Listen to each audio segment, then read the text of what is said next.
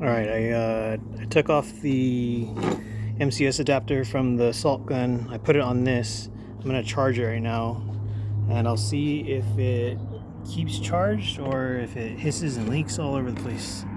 So here goes nothing. That's fine. So I think what it is this tank adapter in the Umarex, and this is the one that was in the salt gun. It goes so far in here, and I leave it in this because this is like my go-to home defense kind of launcher, I guess you could call it. So I usually just leave this tank adapter in this marker. So I think the O-ring is like contoured to fit this because I leave it in there for like weeks at a time. So I might get another MCS tank adapter or just swap this one, but I also leave this one in here. So I'll probably just get another one. They're only like 35 bucks, but they're worth it because I can keep shooting like all day with one of these, or like this guy, or this is like my emergency tank, but this is equivalent to like 45 CO2 cartridges, the 12 gram CO2 cartridges, because this 20 ounces is roughly like 570 grams. So I can get a crap ton of shots out of this. And since I live close to a paintball place, it's like $4 to refill this versus let's see, 12 grams times 50 from Umarex. I think that's like 600 grams, but that costs, 30 bucks probably from Amazon for a box of 50 12-gram cartridges. Or I could get this refilled for $4. And yeah, this costs 15 bucks, but once you pay the $15, like, you're good. And I mean, this isn't that practical for a home defense because it's like a giant ass line, and like you got to put it in a backpack or like drag it around on the ground or something. But this is just for target shooting.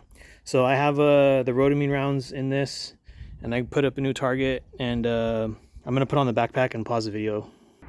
All right, you guys, this is off safety. It has a charge. I'm gonna attempt to shoot this because it's not that heavy, but yeah, here we go. That was low. That was right in the kisser. I'm gonna turn on my laser, maybe I can see it. Oh yeah, I can see the laser. I don't know if you guys can see it. Well, now that I go up close, you can probably see it, maybe. It's kind of faint. I can see it way easier in person, but I have this sighted in at like 20 feet. So now I'm about 20 feet away. And if I miss, I'm going to immediately walk closer. So I'm going to fire. 1 second. Alright, I had a ball fall out the barrel for some reason. And then I had another one feeding into the feeding tube because the follower pushes them. But it tries to shoot two at once if you half pull the trigger. Because there's one loaded up in the barrel and then one in the follower, like pushing the next one in. And it doesn't fire that way. So it's just something you have to be mindful of with this particular marker. All right, back on fire. And I don't know what happened. So yeah, I'm just hip firing. I'm kind of have it up a little bit because I'm holding the camera, but I'll do hip firing from here. And I'm just using my laser as my guide because I could see it. I'm having an issue. 1 second.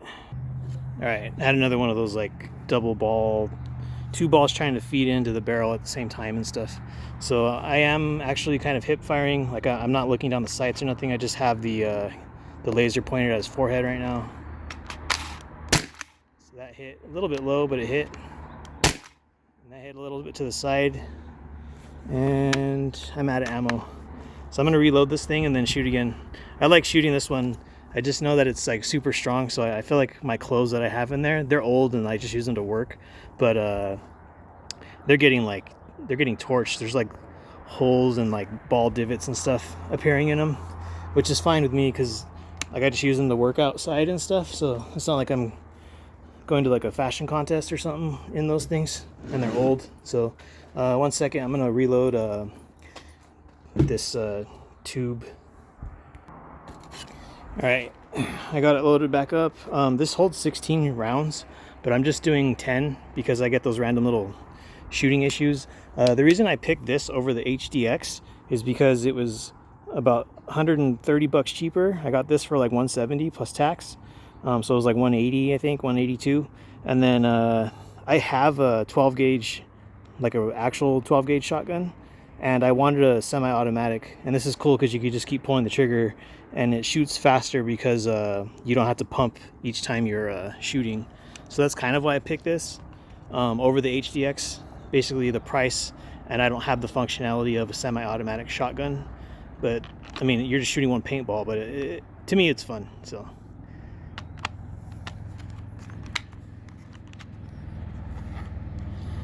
I got another jam. This is the only thing I'm having issues with this gun sometimes is if I half pull the trigger and I don't follow through, like the next ball wants to load in, and then I have basically like the burner balls in the barrel, and then this black one is trying to go up into it, and the firing bolt or the hammer or whatever comes forward to push them is trying to push this black one and the burner ball at the same time, and that doesn't work. So I have to pause it to clear that. All right, I'm back. So it's easy to fix. It's just a little bit annoying after a while, but it's just something you have to keep in mind of. So that fired nicely. Fired nicely. Fired nicely. It's destroying his face. And I think I half pulled again, so 1 second. So what I'm doing to clear it is I'm pulling that follower little thing right there. Put this down. So this thing, I'm pulling this down so that the next ball isn't trying to load up. And then like I think I already did it, or there's already a ball in there, so I'm gonna have to do that again. Because otherwise it tries to shoot. It's gonna try to shoot that burner ball and that black one, and it can't. The hammer gets stuck. It's not able to push forward. So 1 second. All right, I think I have 2 more shots. Then I'll probably put this stuff away. 1, 2, maybe 1 more. Nope, that was all air. So yeah, I do like this T4E HDB. But yeah, I have to get used to the trigger mechanism, because if I half pull or barely even pull, it's pushing one ball into on the other side. It's pushing one ball in, like down the barrel, and then the next one's trying to load. And then when I pull the trigger, I'll try to do this with one hand. When I pull the trigger, you can see the hammer moving. So it's trying to get the ball that's below. It's trying to get the ball and the one in the barrel, and it just gets stuck because the next ball, the second ball, is like getting stuck right there. It's just something to think about, but like it's fun to shoot, and it has a lot of power, and it was the easiest one to mod out of probably this one is really easy to mod too, but like I don't think you can mod the Berna aside from the 12 gram cap thing from Mercy Less Lethal, but he hasn't had those for a while on the website, and the salt supply is still trying to get figured out. But yeah, I'm gonna pause the video and then show you, or I could just show you the target. So this target, I was using the laser pretty much all the shots to fire, and I have one here and one here because I was kind of fiddling with the marker, and then 2 over here. But it is pretty much all of it was concentrated here, and that was I think that was 20 shots because I loaded 20, and then with the little interruptions with the barrel getting jammed, I think that happened like 5 times. But that's partly my fault because I'm trying to hold the camera and shoot a slightly heavier marker. But yeah, I'm gonna try to troubleshoot the tank adapter on the salt supply gun. I might have to take it out of there, or just get a new O-ring and just keep swapping the O-ring or something, but or just not use it for the salt gun. But I wanted to use it for the salt supply gun because I like to shoot that one, and depending what cartridges I use, it's not that expensive to shoot, but it does kind of add up after a while. Plus, if I can get a couple hundred shots out of the tank and only pay $3 to refill that HPA tank, I mean, to me, it's worth it. I'm gonna degas this HDB, and then I'm pretty sure you guys know how this works.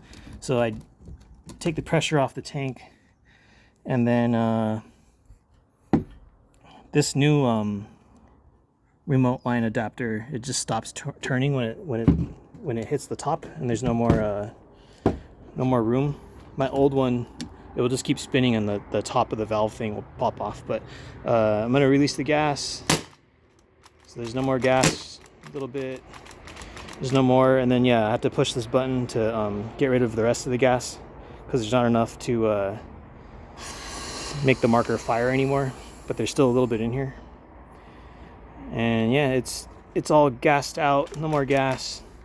The little indicator is like in all the way. And yeah, I'm gonna unscrew this, and then I'll see you guys in a couple days or something.